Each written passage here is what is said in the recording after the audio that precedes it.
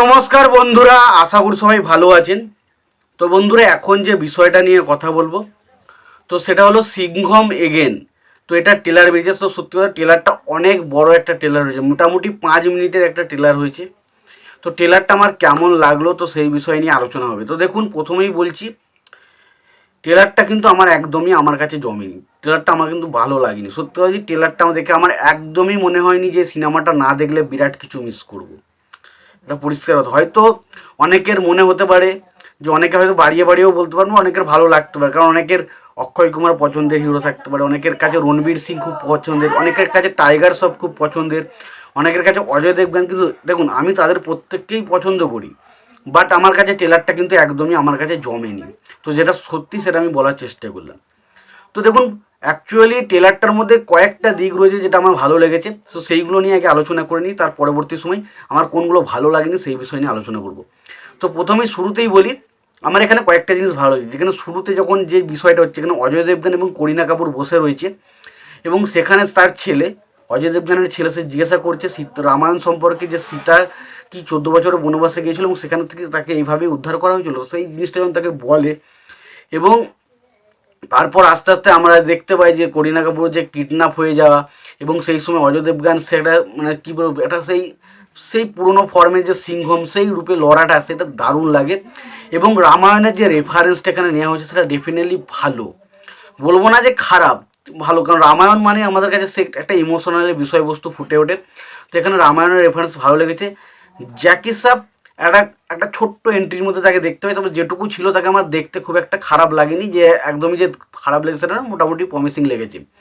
পাশাপাশি এখানে রণবীর সিংয়ের যে ক্যারেক্টারটা আমরা দেখতে পেলাম, সে সিম্বার ক্যারেক্টারটা, সে দেখুন একটু ফাঙ্কি টাইপের ক্যারেক্টার করে, এবং আমার মনে হয় তাকেই ট্রেলারে খুব একটা আহামরি কিছু মনে হয়নি। তবে মনে হয় যে সে যেহেতু ভালো একজন পারফর্মার, তো আশা করা যায় ছবিতে সে কিন্তু তার জায়গাটা কিন্তু পুল আপ করে দেবে।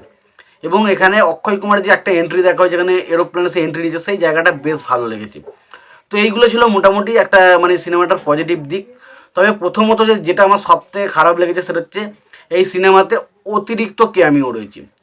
যেই ক্যামিওগুলোর প্রয়োজন আছে বলে আমার তো মনে হচ্ছে না, কিন্তু মনে হচ্ছে যে একটা সময় ছিল না যখন দেখবেন 90s সিনেমাগুলো বেরোতো, যেখানে আমরা অমিতাভ বচ্চন, অজয় দেবগান, অক্ষয় কুমার, তারপর ধরুন আরও অনেক স্টারকাস্ট নিয়ে একসঙ্গে, সানি দেওয়াল, তো এরম স্টারকাস্ট নিয়ে কিন্তু এক এক সময় মাল্টি স্টারের ছবি বেরোতো এবং সেই ছবিগুলো বক্স অফিসে সফল হয়ে যেত। কিন্তু এখন দেখতে গেলে সেই জিনিসটা কিন্তু চলে না।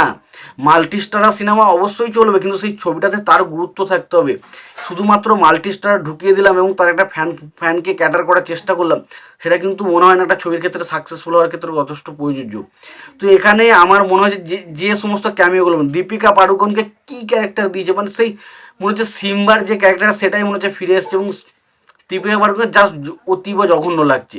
এবং টাইগার শ্রফকে মনে হচ্ছে সেই হিরোপান্তি বা বাগির একটা টাইগার শ্রফ। সে প্রথমে আগুনের ওপর দিয়ে উড়ে আসছে একটা স্যান্ডো গেঞ্জি পরে, তারপর গুলি করছে। ভাই পুরো বেকার বেকার বেকার। এবং পাশাপাশি যেখানে অক্ষয় কুমার, টাইগার শ্রফ, যে রণবীর কাপুরের যে অ্যাকশন সিনগুলো, সেটা মনে হচ্ছে বড় মিয়া ছোট মিয়ার ডুপ্লিকেট, জাস্ট বিচ্ছিরিকর লাগছে। এবং অ্যাকশন সিনগুলো কোনো হাই ক্রিয়েট করতে পারছে না, যেটা দেখে না মনে হচ্ছে না অ্যাকশন সিনটা দারুণ ছিল। সেই মনে হচ্ছে সে টিপিক্যাল অ্যাকশন চলছে, গুলিগালা চলছে, বন্দুক চলছে, জাস্ট বিচ্ছিরি বিচ্ছিরি বেকার, মানে সত্যি বলতে ফালতু করেছে। এবং রামায়ণের রেফারেন্স তো নিয়েছে। দেখুন, একটা জিনিস আমি দেখতে পাচ্ছি যে রামায়ণের রেফারেন্সটা এখন সাউথে যেহেতু একটা ট্রেন্ডিং বিষয় হয়ে গেছে, সাউথের এই জিনিসটা করে থাকে। কিন্তু দেখুন, অ্যাকচুয়ালি তারা কিন্তু রামায়ণের রেফারেন্স তার সিনেমাতে হুট করে ট্রেন্ডিংয়ে চলছে বলে তারা কিন্তু নিয়ে আসে না। তারা সেই জিনিসটাতে বিশ্বাস করে এবং তার ছবিতে সে সেই জিনিসটাকে ফুটিয়ে তোলার চেষ্টা করে, যার কারণে আজকে সেই জিনিসটা হয়তো ট্রেন্ডিং টপিক হয়ে গেছে, দেখতে মানুষ বেশি পছন্দ করছে। বাট সেই জিনিসটা কিন্তু তারা তাদের মন থেকে ভালোবেসে জিনিসটাকে করেছে, তারা কিন্তু কখনোই ট্রেন্ডিং টপিক বলে কিন্তু নিয়ে আসার চেষ্টা করেনি। কিন্তু এখানে মনে হচ্ছে যে সিংঘম এখানে রামায়ণের যে যে রেফারেন্সটা নেওয়া হচ্ছে, সেই রেফারেন্সটা মনে হচ্ছে জোর করে ঢুকানোর চেষ্টা করেছে। এবং এখানে প্রত্যেকে রামায়ণের রেফারেন্সে এক একটা ক্যারেক্টার, কাউকে হনুমান, কাউকে লক্ষণ, কাউকে জটায়ু, যাকে যেরাম পেরেছে ক্যারেক্টারটা দিয়ে দিয়েছে। এবং ভিলেন অর্জুন কাপুর জাস্ট ফালতু লাগছে, মনে হচ্ছে মানে একটা এতগুলো বড় বড় স্টারের ক্যামিও থাকছে, যেখানে আমরা চুলবুল পান্ডে, সলমান খানকেও দেখতে পেতে চলেছি, তার পাশাপাশি অক্ষয় কুমার, টাইগার শ্রফ, অজয় দেবগান, রণবীর সিং। তো এতগুলো স্টারের বিরুদ্ধে একা লড়বে হচ্ছে অর্জুন কাপুরের ক্যারেক্টারে, জাস্ট অতীব জঘন্য। সত্যি কথা বলছি, প্রচণ্ড বাজে একটা ট্রেলার, যে ট্রেলারটা দেখে সত্যি কথা বলছি সিনেমাটা দেখতে তো হবেই, বাট সিনেমাটা দেখার প্রতি খুব একটা ইন্টারেস্টে যাচ্ছে, যে দেখবো সিংঘম, যে একটা আলাদা রকম ইন্টারেস্ট জাগায়, সেই জিনিসটা কিন্তু কখনোই করতে পারে না ট্রেলারটা। তো আমার কাছে ট্রেলারটা কিন্তু একদমই জমেনি। তোমাদের কেমন লেগেছে অবশ্যই জানাবেন। আর সবশেষে একটাই কথা বলবো, যদি ভিডিওটি ভালো লেগে থাকে লাইক কমেন্ট শেয়ার করে দিও। চ্যানেলটা নতুন হয়ে থাকলে অবশ্যই চ্যানেলটি সাবস্ক্রাইব করে নিয়ে পাশে বেল আইকনটা অবশ্যই প্রেস করে দিও। ভালো থাকো, সুস্থ থাকো, দেখা হচ্ছে পরে ভিডিওতে।